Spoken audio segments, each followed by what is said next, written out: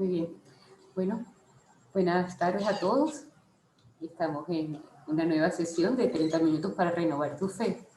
Y comenzamos hoy, para el mes de junio, un ciclo que durará todo este mes de junio, a un tema que es la aproximación a la vida de los primeros cristianos. Entonces, esto intenta ser, pues, fijarnos en la vida de los primeros cristianos como modelo de la nuestra. En un primer momento, ya hemos venido a lo largo de las otras clases hasta el momento, ¿no? En primer lugar vimos la vida de Cristo, después estuvimos estudiando un poquito lo que era la Biblia y los personajes de la Biblia, y luego la santidad, cómo vivirla en los distintos momentos, ¿no? Pero me da la impresión de que faltaba explicar cuáles son los medios que tenemos para alcanzar la santidad, porque hemos intentado plasmar un poquito en qué consiste la santidad, ¿no? Y en qué ámbitos podemos encontrarla, que es allí donde estamos, en nuestro trabajo, con nuestra familia, etc. Pero, ¿cuáles son los medios que podemos poner? Y pensaba entonces en pues, la estructura habitual del catecismo, de todos los catecismos, el credo, los mandamientos, los sacramentos, la oración. La mayor parte de los catecismos están divididos en esas cuatro partes, pero más que ver esas cuatro partes así detalladamente, cuáles son esos medios, la fe, y los mandamientos nos señalan cuál es la ruta, los sacramentos nos dan la fuerza, la oración es el medio para poder ahondar en esa amistad con Cristo, que es a quien queremos imitar y seguir. Bueno, en vez de enfrentar directamente esos temas, quería hacerlo a través de la vida de los primeros cristianos, porque los primeros cristianos fueron los primeros que tuvieron ese encuentro con Cristo, al igual que lo hemos tenido nosotros, fueron aquellos que oyeron de su boca la fe, los principios de la fe y de la moral, ¿no? El credo y los mandamientos.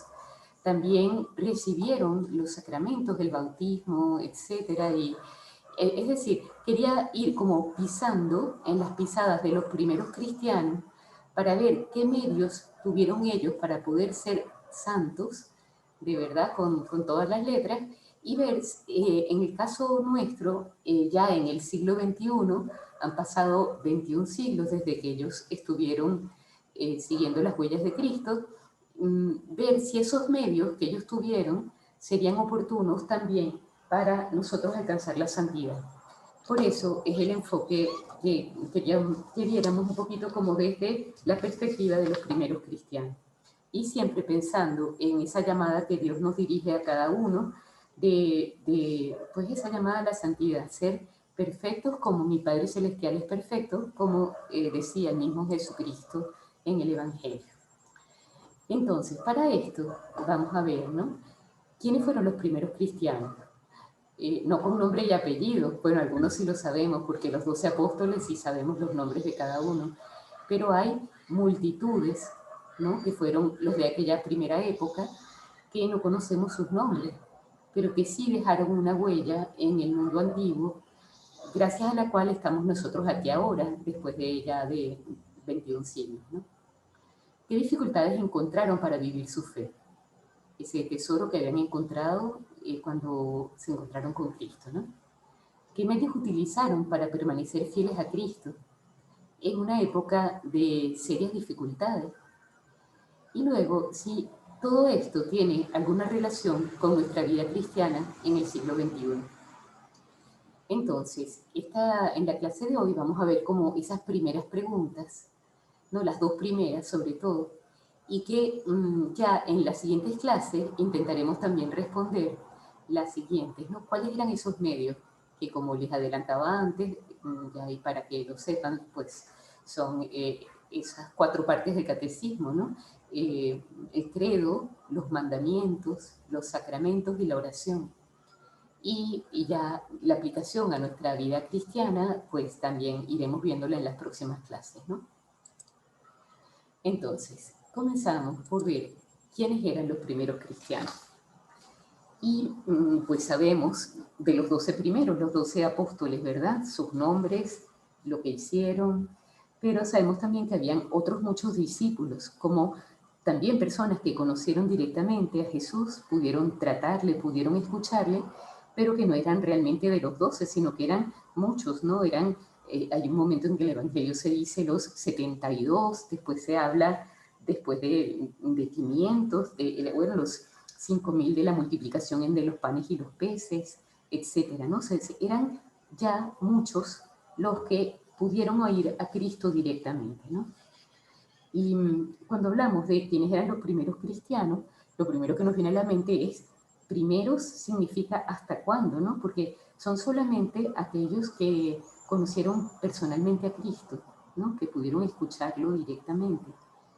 Pues vamos a considerar como primeros cristianos un poquito más, ¿no? Porque en la iglesia, que ya tiene 21 siglos de edad, pues primeros, pues podrían ser realmente los de la primera época, no solamente los que le conocieron personalmente, sino los que recibieron, o sea, quienes conocieron a los que le conocieron, ¿no? Están muy cerca.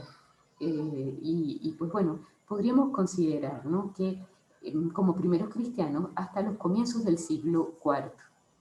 ¿Por qué? Porque allí, o sea, toda esta época tiene unas características particulares que como que la unifican, ¿verdad? Hasta el año 313, que fue el Edicto de Milán, que fue, lo veremos más adelante, cuando Constantino declara que la libertad religiosa en el Imperio Romano. En todo este tiempo anterior a él, pues sabemos que hubo una temporada de difusión del Evangelio y simultáneamente de graves persecuciones a los cristianos, ¿no? ¿Quiénes eran los primeros cristianos? Pues sabemos que eran de procedencia muy variada.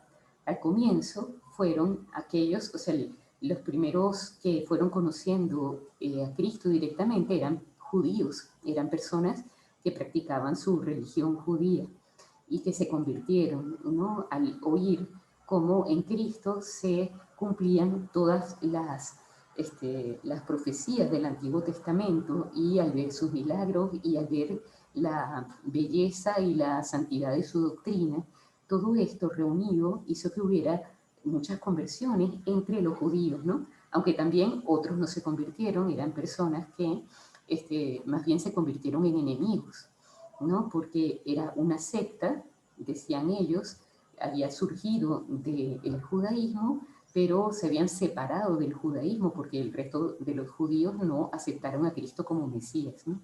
Entonces eran no solamente ellos, sino que un poquito más adelante, pues nos encontramos también con personas que venían de los gentiles. Los gentiles eran los que no eran judíos, ¿no? Y allí había personas que tenían alguna religión o que no tenían ninguna, podían ser ateos, que no era lo ordinario, en esa época no había prácticamente ateos, pero había personas que pues practicaban los cultos mistéricos de la época, o también que pues conocían la filosofía y eran grandes pensadores, y desde la filosofía encontraron en el mensaje de Cristo la luz que estaban buscando cuando pues intentaban encontrarla a través de la filosofía. Entonces, pues procedían también de distintos estratos sociales, ¿no? Había distintas posibilidades económicas, esclavos y libres, de distintas profesiones, ¿no? O sea, que eran los primeros cristianos eran súper variados, ¿no? No eran, o sea, es un verdadero milagro que hayan podido estar tan unidos siendo personas que procedían de ambientes tan distintos. O sea, solamente con pensar, no sé si algunas de ustedes han visto esta serie que se llama Chosen, ¿no? Los elegidos, no sé si es singular o plural, que es de la vida de Cristo, está muy bien hecha, y resulta que allí se ve el contraste tan grande entre San Mateo, que era publicano, que cobraba los impuestos a los judíos, y el resto de los apóstoles. O sea, el hecho de que hayan podido lograr la unidad entre personas tan distintas es ya, pues bueno, como uno de las primeras muestras de la divinidad de la enseñanza de Cristo, ¿no? ¿Qué tenían en común los primeros cristianos? ¿no?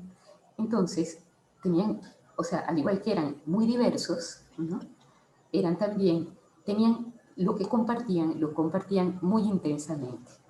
Por ejemplo, un solo Señor, es decir, la fe en Dios, Padre, Hijo, Espíritu Santo, ¿no? Y a través de Jesucristo, ¿no?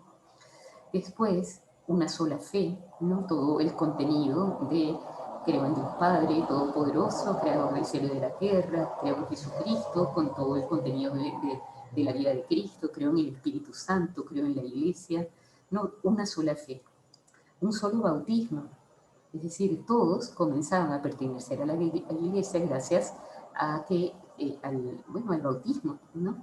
Ya fuera el bautismo de sangre, ¿no? El martirio, o el bautismo de Claro, agua, el sacramento, ¿no? También tenían una sola liturgia, es decir, todos, ¿no? Después de la resurrección de Cristo, ¿no? Y el Señor les pidió que renovaran pues lo que él había hecho en la última cena, lo renovaran y los constituyó, a los apóstoles los constituyó sacerdotes para que pudieran consagrar el pan y el vino en el cuerpo y la sangre de Cristo y renovar el ofrecimiento del sacrificio. Y entonces los primeros cristianos participaban, ¿no? En el primer día de la semana, que era el día del Señor, domino, domingo viene de día del Señor, el Señor es domino en latín, y se reunían para escuchar la Sagrada Escritura y la explicación de la Sagrada Escritura y celebrar la fracción del pan, que es lo que, o sea, cuando se leen documentos de la época de cómo eran esas ceremonias, pues una descripción perfecta de la Santa Misa que nosotros participamos ahora. Una primera parte en la que se leían las escrituras y una segunda parte en la que se celebraba la fracción del pan, ¿no? Se reunían pues entonces los domingos con una sola liturgia. Tenían los mismos mandamientos que ya los tenían desde bueno, los 10 mandamientos son recibidos por Moisés y eran un patrimonio del pueblo judío.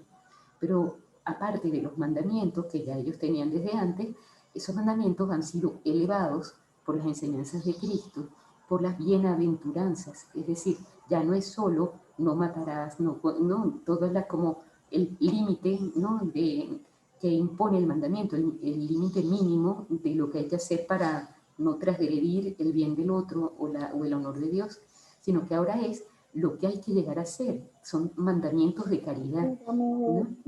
Bueno, y también una sola misión, porque cuando Cristo se va a los cielos en el momento de la ascensión que acabamos de celebrar recientemente, pues esa misión les pide, ¿no? Ir por todo el mundo, predicar el Evangelio y bautizarlos en el nombre del Padre y del Hijo y del Espíritu Santo. Y se los decía a todos los que estaban allí, ¿no? A los apóstoles, pero también a todos los discípulos, ¿no? No era una misión solo para los apóstoles, sino que era para todos los que habían seguido a Cristo de cerca. Por tanto, toda esta gente que conoció personalmente a Cristo, una vez que Él asciende a los cielos y reciben el Espíritu Santo, tienen como una visión muy clara de lo que Dios espera de ellos, ¿no? Ir por todo el mundo, predicar el Evangelio, bautizar. Por tanto, para ellos el concepto de santidad, ser perfectos como yo soy perfecto, como les había dicho Jesucristo, se materializaba en la vida de cada uno. Estaban llamados a ser santos, ¿no? Cada uno de ellos. Entonces, me gustaría que en esto que estamos hablando, ¿no? Tuviéramos como la posibilidad de trasladarnos a la época, ¿no? En la que vivieron estos primeros y sentirlos como muy cercanos a nosotros, como muy inmediatos. Personas que tenían que trabajar para llevar el alimento a su casa, personas que estaban en medio de una sociedad que no compartía sus ideales y que quizá los tachaba justo por ser distintos, ¿no? Eh, pues mirarlos como personas como nosotros que tuvieron un encuentro con Cristo, que en ese encuentro comprendieron la dimensión trascendente de su vida, el valor de su propia vida, y emprendieron un camino de identificarse con él para difundir ese llamado a la santidad entre muchas personas. O sea, me parece que alguien tiene el micrófono prendido. Si pudieran revisar, se los agradezco. Bueno, entonces, ¿cuál fue el punto de partida, ¿no? ¿Qué características, ¿no?, tenía esa llamada a la santidad en medio del mundo de aquellos primeros, ¿no? Entonces, por una parte, cuando aquel grupo de personas, que como decíamos muchos eran del judaísmo, escuchan el mensaje de Cristo, lo primero que encuentran es una gran novedad. O sea, lo que les está diciendo no tiene nada que ver con lo que ellos venían viviendo, ¿no? Me he expresado mal porque sí tenía que ver. Lo que pasa es que el mensaje del judaísmo, ¿no?, que tenía unas verdades básicas de amor a un Dios único, ¿no?, un monoteísmo, el cumplimiento de la ley, pero era un cumplimiento como un poco legalista y rutinario, y se sabe que se había como desvirtuado mucho lo que era la práctica de la ley mosaica, se habían quedado mucho en el detalle más que en el espíritu. Por tanto, cuando escuchan de la voz de Jesucristo el mensaje, hay un momento en el Evangelio donde dicen, nadie habló nunca como este hombre, ¿no? O sea, algo, lo que estaba diciendo les rompía los esquemas y les abría unos horizontes insospechados, ¿no? Pues bueno, una gran novedad en el mensaje. Además, en el judaísmo anterior a Cristo y en los cultos de otras religiones, eran cultos sobre todo externos, es decir, cumplían, pues bueno, como unos, no sé, ofrecían sacrificios a los dioses, tenían ciertos rituales o tenían distintas cosas, ¿no? Pero era como un culto externo. Mientras que Cristo lo primero que les habla es de la oración, de ese diálogo habitual con Dios, ¿no? Y él nos daba ejemplo hablando con su Padre, ¿no? Y pues bueno, la pertenencia a las distintas religiones muchas veces tenía que ver con los dioses propios de la etnia, o sea, del pueblo, ¿no? Por ejemplo, en, en Éfeso se daba culto a Artemisa, ¿no?, la diosa de los efesios, y, o sea, solo por el hecho de vivir en la ciudad, esa era la diosa, ¿no?, y había que darle culto. O también, pues bueno, había una unión entre lo civil y lo sagrado que veremos más adelante, ¿no? Es decir, con el Imperio Romano, pues estaba previsto que había que dar, o sea, había unos dioses del imperio, ¿no?, que eran los propios y que había que darle culto. Y si uno no daba culto a esos dioses, pues resulta que era ateo, ¿no? Se le acusaba de ateísmo y era perseguido, ¿no? Entonces, si uno daba culto a esos dioses, sí se podía admitir además el Dios del propio pueblo, pero claro, en el caso del monoteísmo no se puede hacer coincidir bueno, el pertenecer a una religión que es un solo Dios y además dar culto a muchos otros dioses, y ese fue el origen, como veremos después, de las persecuciones. Entonces, una gran novedad en el mensaje, ¿no? Cristo les dice que Él es el camino, la verdad y la vida, y invitó a muchos a seguirlo, ¿no?, a una vida de santidad personal y de actividad apostólica. Se conoce la vida de muchos de la época, por ejemplo, de Clemente Romano, de Ignacio de Antioquía, de Policarpo de Esmirna. Vienen recogidas, hay textos que narran, pues bueno, por ejemplo, Ignacio de Antioquía, que era el obispo de Antioquía, pues resulta que es acusado de ateísmo y lo llevan a Roma para al circo, ¿no? Tenía condena de muerte, pero en el circo con las fieras. Entonces, en el trayecto entre Antioquía y Roma, que iban por tierra, él le iba escribiendo cartas a las distintas iglesias que estaban por el camino. y se conservan todas esas cartas. O sea, es impresionante que se tengan esos textos que nos dan a conocer personas que dieron su vida por su fe, ¿no? Entonces, otra nota característica de esa llamada a la santidad, ¿no? Decíamos la novedad del mensaje, luego la radicalidad del mensaje. O sea, Cristo no les había pedido que, bueno, que le dedicaran algo de su vida, ¿no? Que fueran el domingo a misa. No, Jesús les hablaba de dejarlo todo, de una total renuncia, ¿no? Para seguir la voluntad del Padre, ¿no? Quien no deje padres, hermanos, haciendas por mí, no es digno de mí. Eso se lo dijo a él totalmente, ¿no? Y no se lo dijo solo a los apóstoles, se lo dijo a todos los cristianos. Es decir, que el seguimiento de Cristo implicaba una radicalidad y una total entrega, ¿no? a Dios. Y esa radicalidad no era solo para algunos, sino para todos.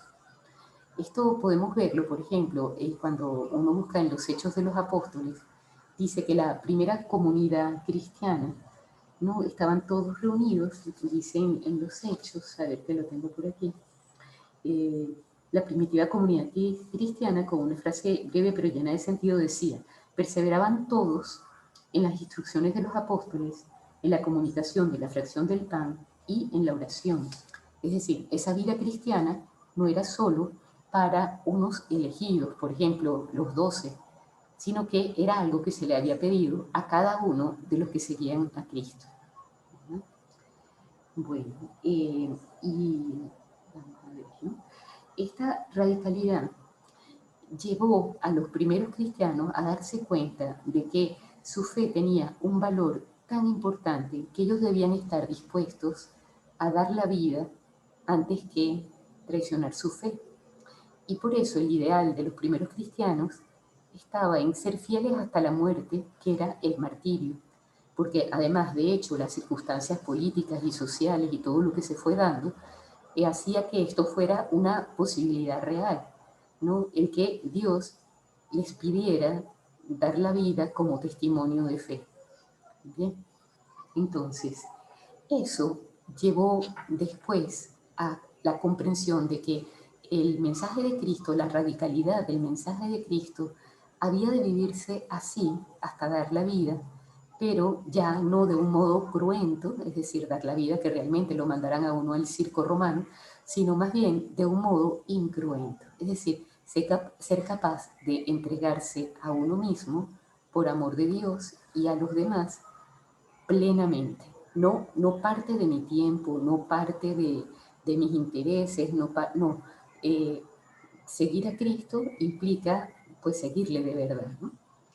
Y otro de los aspectos que hizo como que ese mensaje cristiano eh, marcara como una diferencia, pues era la centralidad de la oración, ¿no? Entonces, pues bueno, esto vendría a ser que el camino para identificarnos con Cristo es tratarle en la oración, mirarnos en Él, quitar lo que sobra y poner lo que falta, con la ayuda de la gracia, ¿no? Entonces, la oración vendría a ser como el camino para conocer mejor a Cristo y conocernos mejor a nosotros mismos y procurar quitar todo lo que estorba en ese camino de identificación con Él.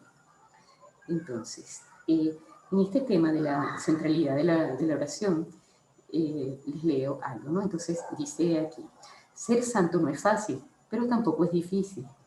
Ser santo es ser buen cristiano, parecerse a Cristo. El que más se parece a Cristo, ese es más cristiano, más de Cristo, más santo. ¿Y qué medios tenemos? Los mismos que los primeros fieles que vieron a Jesús o lo entrevieron a través de los relatos de los apóstoles o de los evangelistas. Y nosotros estamos allí porque a nosotros nos llega, ¿no? Entrevemos a Cristo, no lo vimos directamente a través de los relatos de los apóstoles y de los evangelistas. Muy bien.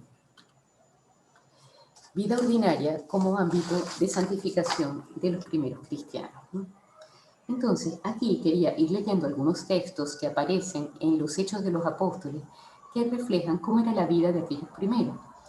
Porque en la vida de los primeros cristianos, como les decía al comienzo, debería ser nuestra propia vida. Y también dice en los Hechos de los Apóstoles es como la narración de la vida de los primeros cristianos. De allí es de donde sacamos, pues bueno, estos textos, ¿no? Dice, en los Hechos de los Apóstoles se narra una escena que a mí me encanta porque recoge un ejemplo claro y actual siempre. Perseveraban todos en la enseñanza de los apóstoles y en la comunicación de la fracción del pan y en la oración. ¿No? Es una anotación insistente en el relato de la vida de los primeros seguidores de Cristo. Todos, animados de un mismo espíritu, perseveraban juntos en la oración. Y cuando Pedro es apresado por predicar audazmente la verdad, deciden rezar. La iglesia incesantemente elevaba su petición por él, ¿no? Cada uno de estos son como pequeños textos de los actos de los hechos de los apóstoles. La oración era entonces, como hoy, la única arma, el medio más poderoso para vencer en las batallas de la lucha interior. Dice, por ejemplo, San Pablo a los tesalonicenses, dice Santiago, la epístola de Santiago, ¿hay alguno de vosotros que está triste? Que se recoja en oración. Y dice San Pablo, orad sin interrupción, no os canséis nunca de implorar. Entonces, como se ve, el tema de la vida de oración es un tema importante. ¿Bien? Bueno, entonces, muy bien.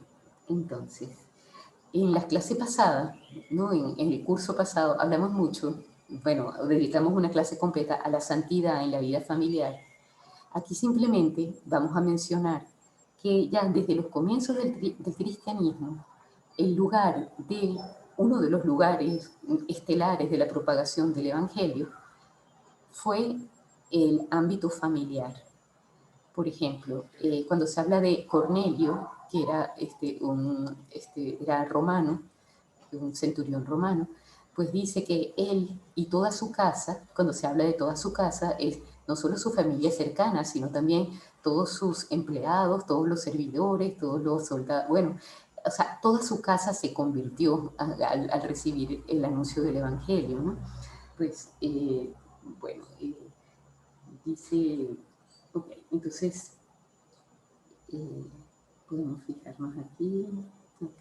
Bueno, total que sabemos que el hogar es un lugar de transmisión de la fe, que hay que cuidar especialmente, porque no es solamente transmitir la fe, enseñar a los niños para la primera comunión, en el caso de que no lo hagan en el colegio o no lo hayan podido hacer en la parroquia, ¿no? Sino que es transmitir a través del propio ejemplo una vida de fe y de amor, una vida cristiana verdadera, ¿okay? De coherencia, etc.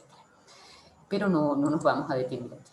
Santidad en la vida social, pues bueno, tampoco, porque se dirán, bueno, y entonces esta clase de qué es, pero bueno, es que hay otra cosa que quería contarles en esta oportunidad. Entonces también en el curso pasado hablamos de santidad en las relaciones humanas, ¿no? Y en la vida social. Por tanto, vamos a continuar aquí y nos vamos a fijar un poquito más en la proyección apostólica, en la vida de los primeros cristianos. Es decir, los primeros cristianos mmm, buscaban a Dios en su vida familiar, en su vida social y mostraban coherencia entre lo que creían y lo que vivían y además buscaban difundir ese mensaje que para ellos había sido pues bueno, les había ayudado a cambiar totalmente de perspectiva en toda su vida, ¿no? Entonces, en cuanto a la proyección apostólica, que nos vamos a detener solo un instante, podemos fijarnos, ¿no? En que los primeros cristianos estaban cada uno en su propio ambiente. El que atendía un puesto en el mercado, pues estaba en el mercado. El que era soldado romano, pues estaba allí. El que era senador romano, pues estaba allí. Cada uno en su sitio, ¿no? El que era labriego, campesino, pues cada uno en su lugar, ¿no? Entonces, decíamos que vivificar el ambiente. O sea, vivificar es una palabra que quizá uno no entiende mucho, pero lo que significa es que uno irradia alrededor un modo de vida que se contagia. Que eso puede ser desde sonreír, desde preocuparse por los demás, desde pensar primero en los demás, bueno, viene a ser lo mismo que acabo de decir, ¿no? Primero pensar en los demás y uno hacerse a las necesidades de los otros. Es un ambiente que se nota que allí está pasando algo y es que hay una persona cristiana, que cuando esa persona no está, pues entonces, o sea, es muy fácil que surjan las murmuraciones, las envidias, la competitividad que le serrucha el espacio a la otra persona, ¿no? Entonces, un ambiente vivificado por el espíritu cristiano fue en un primer momento lo que llamó la atención a las personas de la época, ¿no? Decían, mirad cómo se aman, ¿no? Que, pues bueno, eso. Luego, otra de las características es ese ir uno a uno. En los primeros cristianos no encontramos, por ejemplo, no sé, que hubiera una academia como la que tenía Aristóteles, ¿no? A la que fueran los primeros cristianos, sino que se transmitían el mensaje uno a uno como quien sabe, como quien recibió una buena noticia y no se puede quedar callado, ¿no? Mira, me vacuné, entonces, ¿dónde, cómo, cuándo? Ok, bueno, entonces, uno a uno, ¿no? Se transmitía pues ya esa experiencia del encuentro con Cristo y de la conversión a una nueva vida. Luego también se notaba esa proyección apostólica en la coherencia que existía entre fe y vida, ¿no? Eran personas que no tenían como una doble vida, o sea, la vida de culto a Dios, ¿no? Ir, por ejemplo, a la iglesia, rezar en un determinado momento, en determinados momentos del día y tal, y después, por otra parte distinta, pues sus relaciones sociales, su trabajo, no. Hay una perfecta integración entre fe y vida. O sea, la misma fe que se vive cuando se reza ante un sagrario, en aquel momento pues serían los primeros sagrarios también que existieron, ¿no? Porque ya se celebraba la misa y ya se consagraba el pan. Entonces, eh, habría momentos de estar ante, o sea, en el templo o en el lugar donde estuviera el pan consagrado, pero el resto de la vida estaba plenamente informado por la fe. Entonces aquellas personas eran honestas en el trabajo, se esforzaban por mostrar su calidad humana y su vocación en trabajar mejor y servir a los demás, etc. ¿No? O sea, coherencia entre fe y vida. Luego, un testimonio movido por la caridad. Es decir, que aunque se transparentaba su fe en la vida diaria, también se transparentaba en su modo de vivir la caridad, es decir, en su preocupación por los demás. Sus obras de limosna, ¿no? A quien no tenía, sus obras de atención a los enfermos, o sea, su ejemplo era un ejemplo de donación a los demás.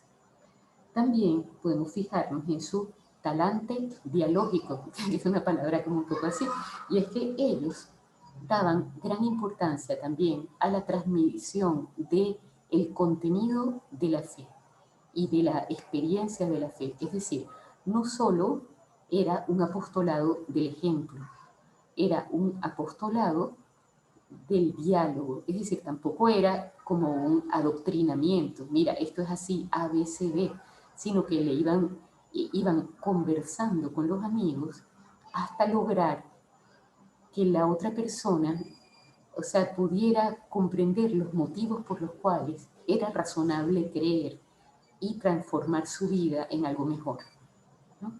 Otro de los rasgos es ese entusiasmo. Se ve en, ¿cómo se llama?, en los hechos de los apóstoles y en los textos de los primeros siglos, cómo había un verdadero entusiasmo para transmitir la fe. O sea, no era una cosa como una obligación, ¿no? Así que yo, bueno, nada, si soy cristiana tendré que hacer apostolado, sino hay entusiasmo, ¿no? Y eso podemos verlo, por ejemplo, en una escena donde se ve que estaban un matrimonio que los dos eran cristianos, Priscila y Aquila, y resulta que se dieron cuenta de que había un muchacho que se llamaba Apolo, que estaba, bueno, como hablando de Jesucristo, pero se dieron cuenta también de que no tenía como tanta formación y estaba un poquito como que le faltaban datos, ¿no?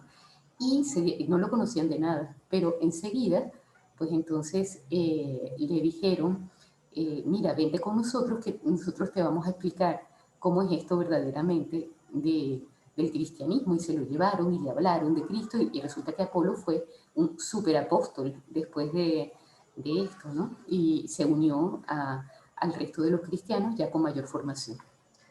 Y por último, en todo este tema de la proyección apostólica de los primeros cristianos está que estaban clarísimos que la eficacia del apostolado estaba unida a la santidad. No era tanto que si una persona era, bueno, maravillosa hablando, decía maravillas o convencía, bueno, muchos de ellos lo eran, tenían un gran conocimiento y una gran capacidad de establecer esos diálogos con las otras personas, pero bueno, la eficacia no venía de allí, venía de la unión con Cristo a través de la oración y de los sacramentos. No, todo lo demás dependía de eso. O sea, la verdadera eficacia dependía de su empeño por ser santos, ¿no? Y no había otro camino para eso estaba clarísimo, ¿no? Entonces, en conclusión, ¿no? Los primeros fieles cristianos eh, santificaban su vida ordinaria, ¿no? Y encontraron, esa vida cristiana tenía atractivo, el atractivo de la novedad de lo que se estaba viviendo y al mismo tiempo de la coherencia de las personas que estaban viviendo aquel mensaje. Bueno, por supuesto, siempre hay de todo, ¿no? Siempre entre los primeros cristianos hubo también algunos que fueron después apóstatas pero en general lo que atraía al cristianismo era pues esta novedad y esta plenitud de entrega a un ideal, ¿no? Entonces, eh, los medios que ellos tenían son los mismos medios que tenemos nosotros, ¿no? La santidad de ellos tenía su origen en el bautismo, ¿no? Que al bautizarse recibían la filiación divina, la gracia, y tenían como muy claro esa radicalidad de su llamada, tanto que el ideal de santidad era el martirio, pero el martirio verdadero, derramar su sangre, ¿no? Y esto después cambió en el sentido de que se comprendía que la santidad era entrega plena a Cristo, pero no necesariamente derramando la sangre, ¿no? Bueno, entonces, además, esos primeros cristianos profesaron su fe en un mundo que aún no estaba preparado para ellos. Era un mundo donde se entendía como debilidad el amor, ¿no? Y se entendía, pues bueno, que lo lógico era que hubiera, bueno, violencia, distanciamiento, esclavitud. O sea, era un mundo que no estaba preparado para aquellos primeros cristianos, por eso causaron, digamos, un poco de conmoción ese modo de vida. Y pues bueno, digamos que la dimensión apostólica de los primeros cristianos es perfectamente aplicable a nuestros días, ¿no? Transmitir la fe a través del testimonio personal de vida, testimonio de vida, de coherencia de vida, e igualmente a través de la palabra, del mensaje, de la enseñanza a los demás, ¿no? Aquí quería enseñarles, ¿no? Este planito que me encontré me encantó, porque, o sea, la primera expansión, bueno, espero que se vea más o menos, porque no es tan claro, ¿no? Aquí tenemos Palestina, ¿no? Aquí surge el cristianismo. Entonces, este mapa, que es ya a finales del siglo III después de Cristo, ¿no? Han pasado 300, o sea, 300 años, 250 años desde la llegada de Cristo. Y esta es la expansión del cristianismo en el mundo conocido, ¿no? En el mundo, en el Imperio Romano, ¿no? Aquí vemos España, ¿no? Aquí está Italia, les digo por si acaso no se ve bien allí, ¿no? Este es el Mar Negro, ¿no? La Asia Menor, ¿no? Donde está actualmente Turquía, etcétera, ¿no? Entonces, fíjense aquí, ¿no? Regiones intensamente evangelizadas en las que el número de cristianos pudo aproximarse al 50% de la población. O sea, el 50% de la población aquí en la África proconsular, aquí en Egipto, eran ya cristianos, habían sido evangelizados. En estas regiones, ¿no? Regiones de considerable población cristiana. Entonces vemos aquí toda esta zona, ¿verdad? Aquí también, Grecia, esta parte, ¿no? Aquí está Corinto. Aquí está también en toda la zona de Italia, Roma y sus alrededores.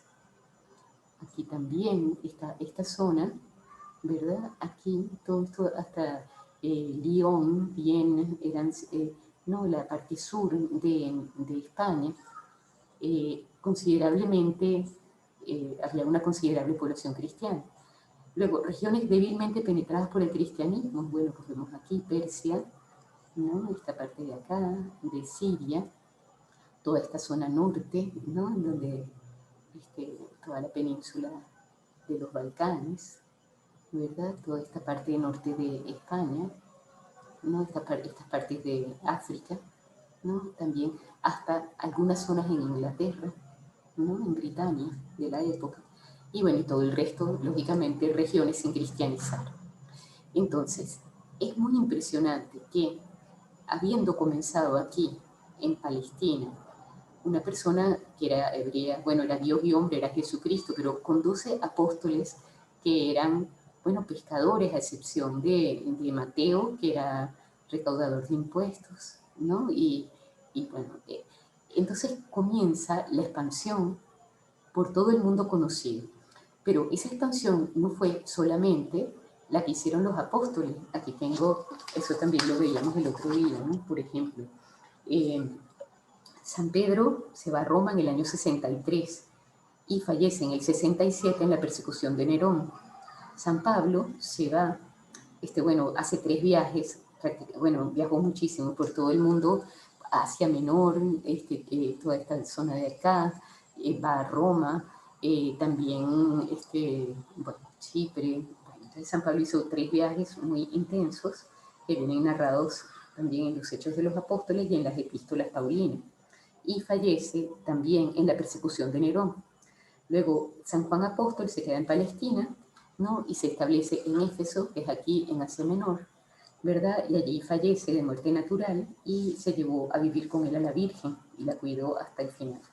Luego, Andrés se va a Grecia, ¿no? Y sufre martirio en Acaya, aquí, en esta zona de aquí.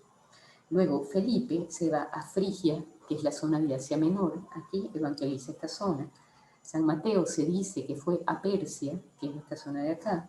Matías se va a Etiopía, Etiopía está por aquí abajo. No, Santiago el Mayor se queda en Jerusalén. Tomás, bueno, todos ellos son mártires. Tomás se va a la India, que no aparece aquí en el mapa. Simón y Judas se van a Egipto, ¿no? Y evangelizan allí. Y Bernabé se va a Chipre, aquí. ¿No? Entonces, esos son los primeros 12, o sea que imagínense ya todo lo que, las zonas que recorrieron estos apóstoles, ¿no? Pero ya después, el resto de los cristianos, o sea, ¿qué era lo que pasaba en el Imperio Romano? Que las comunicaciones, ¿no? Como era un mismo idioma, y que era el latín, que unificó, ¿no? Pues todo el Imperio Romano. Y también las carreteras, ¿verdad?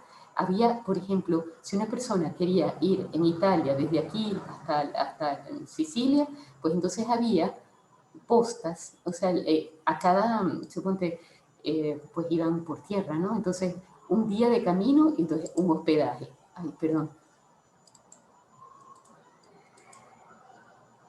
disculpen, ¿qué? Okay. Bueno, total. que todo, lo que quiero decir con esto es que los cristianos, ¿verdad?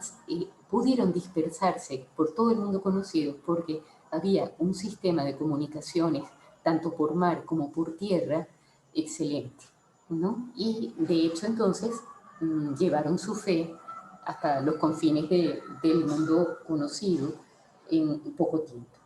¿Ok? Bueno, seguimos, ¿no? Entonces, rasgos de los primeros cristianos, ¿no? Eh, rasgos característicos de los primeros cristianos. Tenemos aquí. eh, los primeros cristianos no tenían una vida de piedad profunda. ¿No? Se conservan escritos de la primera época donde se veía cómo era su vida, ¿no? Y iban a misa el primer día de la semana, que era el domingo, hacían ratos de oración durante el día, todos los días. Además, hacían oración bueno, intentaban tener una oración constante a lo largo del día, ¿no?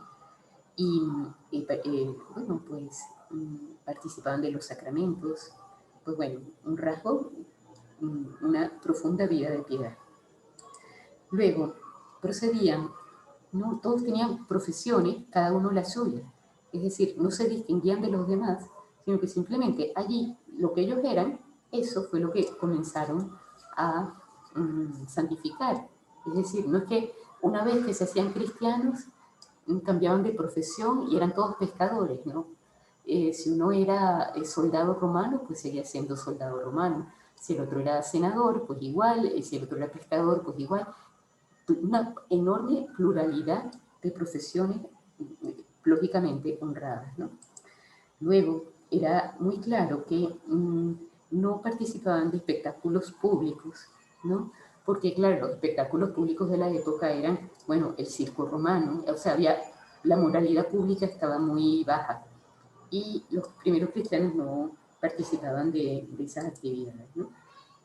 Luego, practicaban la caridad, por ejemplo, la limosna, la atención a los enfermos, la ayuda a otras personas, ¿no?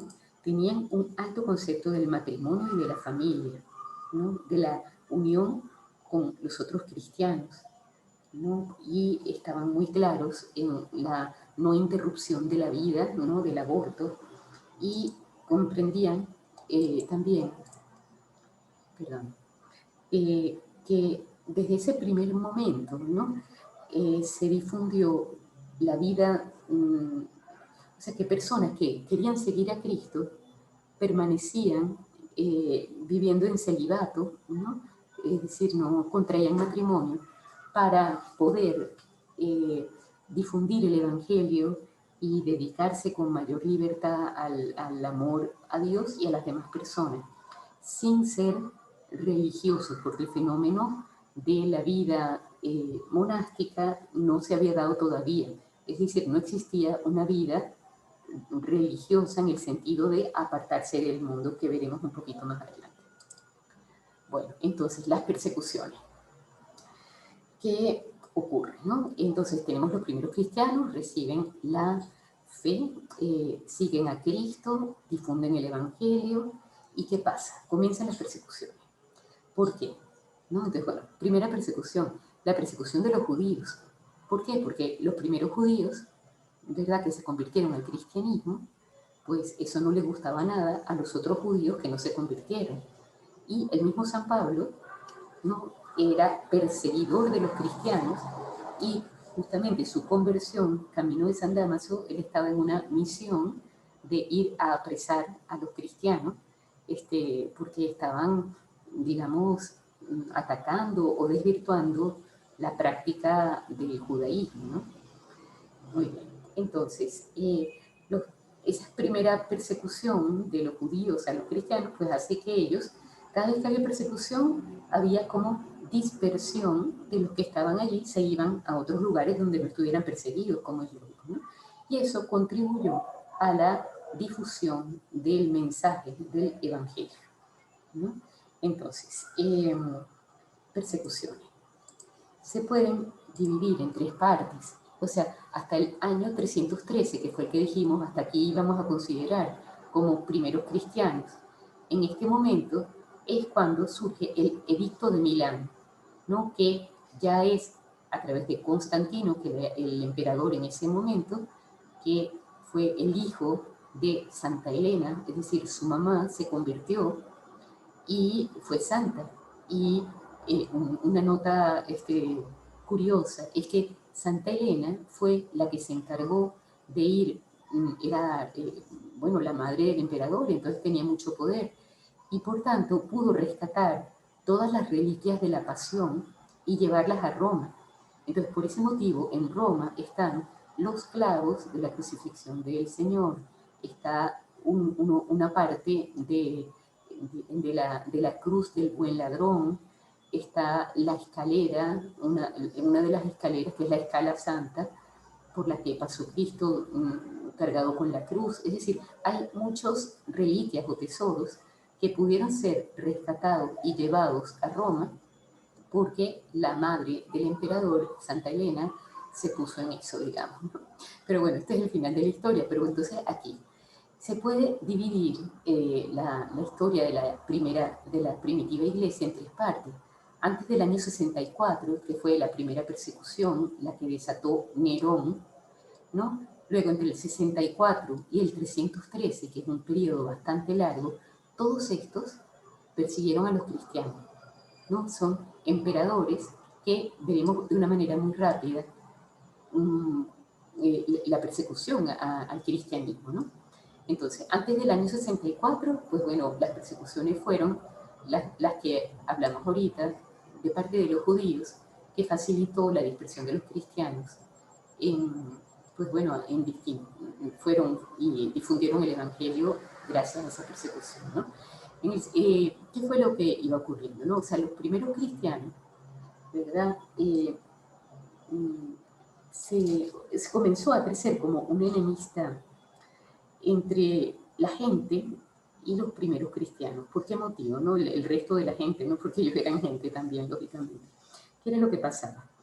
En una sociedad donde hay bueno, un nivel moral muy bajo, el encuentro con personas que intentan vivir siguiendo un ideal de santidad resulta como una bofetada, ¿no?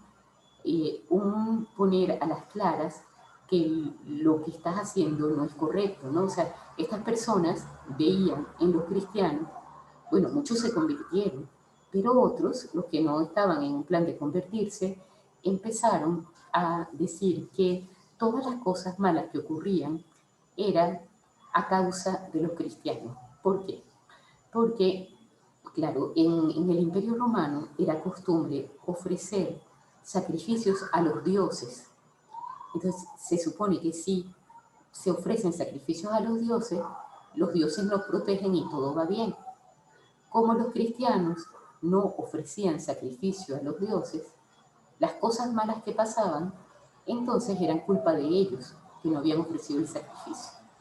Entonces, esto comenzó, junto con lo anterior, a crear como un malestar alrededor de ellos, del que se aprovechó Nerón cuando fue la tan conocida historia del incendio de Roma, que sabemos que Nerón estaba molesto porque Roma no era lo suficientemente hermosa, era insalubre, etcétera, y mandó a quemar Roma porque tenía un gran proyecto de construcción de una gran Roma, y resulta que mandó a quemar Roma, por supuesto todo el mundo se puso furioso, fallecieron muchas personas y se le echó, o sea, se corrió la voz que habían sido los cristianos.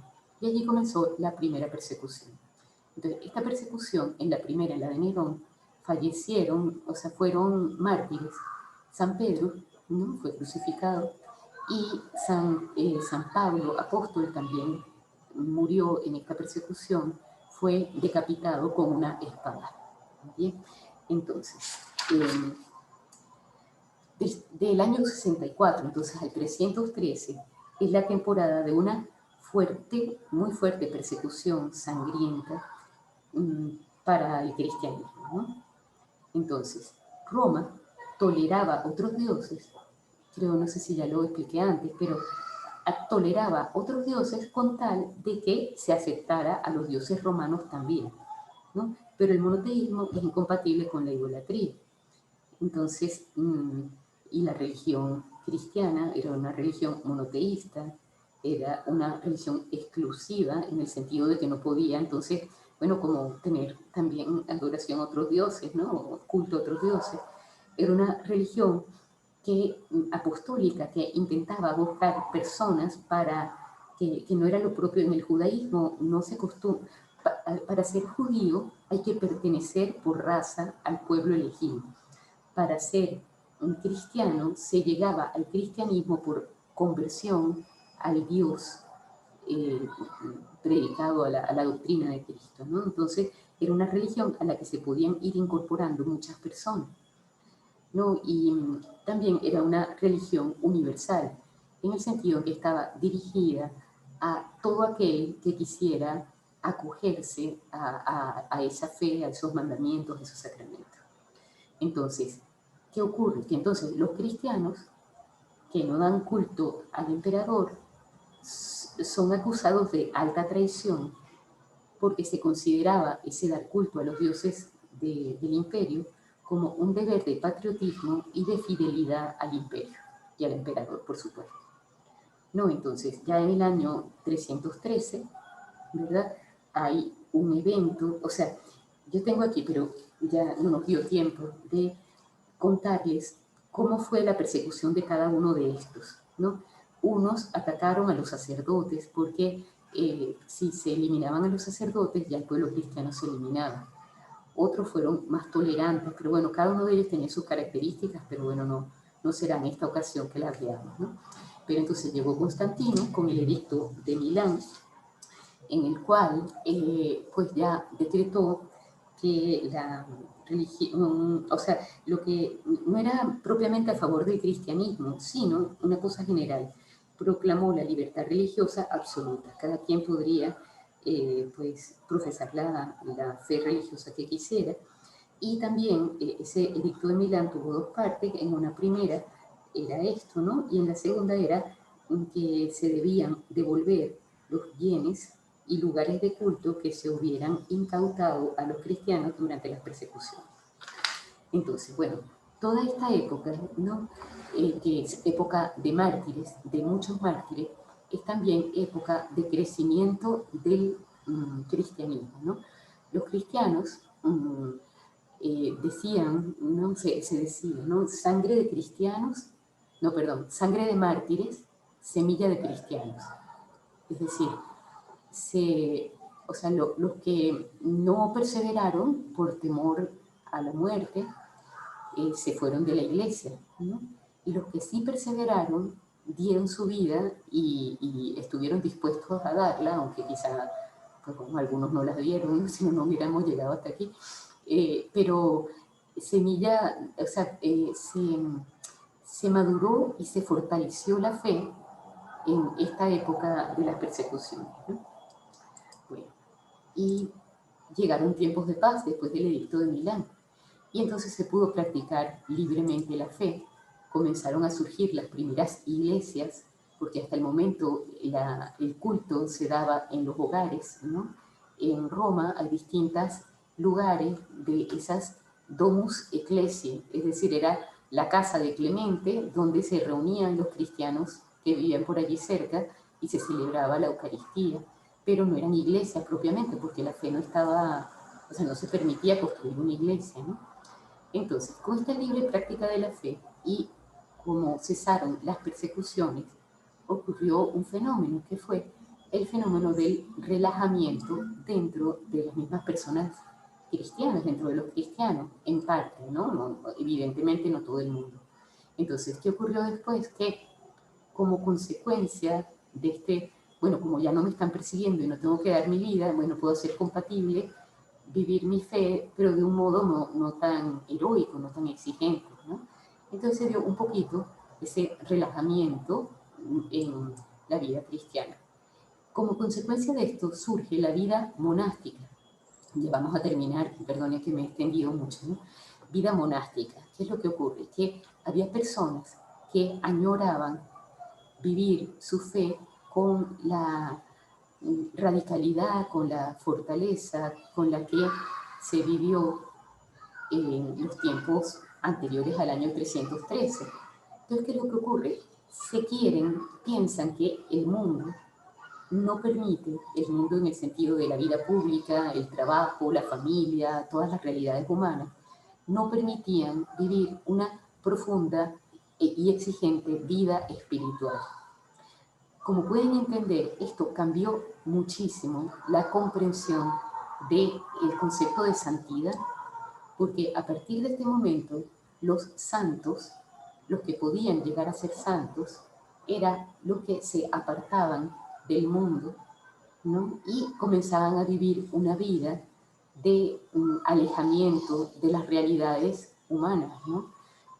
Pues estas personas pues vivían la penitencia, vivían de oración, todas prácticas maravillosas, pero ya no en la vida diaria, sino pues eran eremitas en una cueva viviendo, pues ya uniéndose varias de estas personas que tenían este ideal de santidad, apartándose del mundo, pues en distintos monasterios, etcétera, eso que San Benito en el siglo V, etc. Entonces, ¿qué hicieron? ¿Qué medios utilizaron para permanecer fieles a Cristo? Eso es lo que vamos a ver en las próximas clases. Vida de fe, mandamientos, sacramentos, oración. Y también en las próximas clases nos vamos a preguntar si todo esto que hemos visto hoy tiene alguna relación con la vida cristiana en el siglo XXI. Es decir, si el ideal de santidad que vivieron los primeros cristianos en su vida diaria, en su familia, en su trabajo, en sus relaciones sociales, es posible realizarlo ahora en el siglo XXI, en este momento. Entonces, bueno, llegamos hasta aquí y